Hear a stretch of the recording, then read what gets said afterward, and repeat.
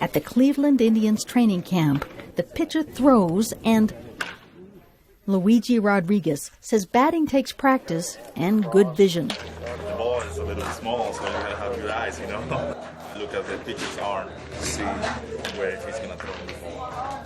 Ophthalmologist Daniel Labby says most major league batters have incredible eyesight. So the normal average person can see something from 3 meters, where the baseball players see it from 6 meters. They can be twice as far away and still see the same targets. Labby and optometrist David Kirshen are pioneers in the science of sports and sight. So we had the opportunity to work with the vision for several sports, and it turns out it's a key component in some sports and not as important in others. Like boxing.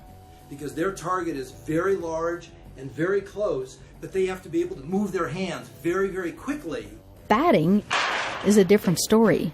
Just when it's released from the pitcher's hand, they have to see the spin of the seams. And based on that spin pattern, they know what pitch it is. When you know what pitch it is, you know where it's going to come. Once you know where it's going to come, you can put the bat in the right place to make a good hit. To turn normal eyes into super eyes, many players, like Cleveland Indian Jake Lowry, wear corrective contact lenses. It helps me see the pitches, see the seams on a ball. Helps me keep the brightness down when the sun's out. The standard eye chart is not good enough to test athletes, Kirshen and Labby say. They've designed this test where a computer flashes a tiny letter C and the athlete sits several meters away. Labby demonstrates. And that one is to the left side. That one I couldn't tell, so I'm going to guess. For me, as an eye doctor, very, very difficult.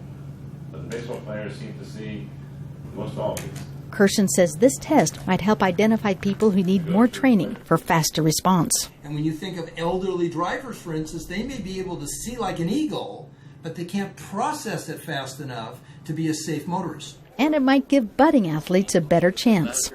I want to be a baseball player when I grow up.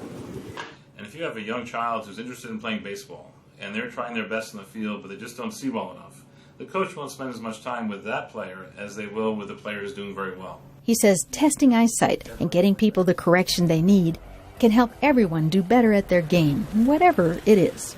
For VOA News, I'm Shelley Schlender in Phoenix, Arizona.